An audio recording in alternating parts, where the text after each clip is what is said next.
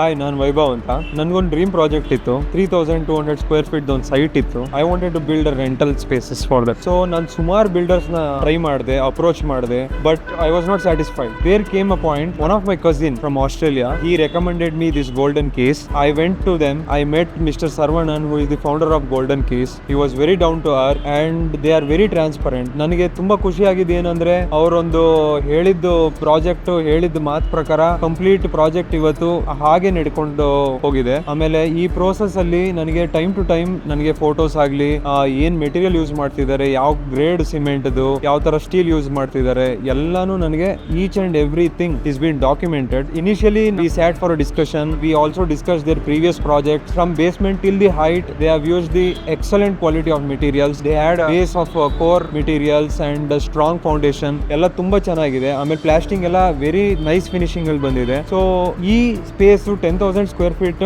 Around 3 floors ಬರುತ್ತೆ, which was very spacious and ನನಗೆ ನಂದು ಇದೊಂದು ಡ್ರೀಮ್ ಪ್ರಾಜೆಕ್ಟ್ ಆಗಿತ್ತು. ಅದಕ್ಕೆ they have done justice to this. I recommend Golden Keys. ನನ್ನ ಟೀಮ್ ಬಗ್ಗೆ ಹೇಳಬೇಕು ಅಂದ್ರೆ, they were very proactive. We had a discussion for few hours. They showed the blueprints. ಎಲ್ಲಾನು ತುಂಬಾ ಚೆನ್ನಾಗಿ ಎಕ್ಸ್ಪ್ಲೈನ್ ಮಾಡ್ತಾರೆ. ಅವರು ಯಾವ ತರ ಪ್ಲಾನ್ ನ ಎಕ್ಸ್ಪ್ಲೈನ್ ಮಾಡಿದ್ರು, ಅದೇ ತರ ಡೆಡಿಕೇಟೆಡ್ ಆಗಿ they have shown the practical structure which I am standing today. ಇದು ತುಂಬಾ ಖುಷಿ ಆಗುತ್ತೆ ನನಗೆ. They are up to their words and they are up to their expectations. ಈ ತರ ನೋಡಕ್ ಹೋಯ್ತು ಅಂದ್ರೆ, I didn't find any builders who is more competitive to these people.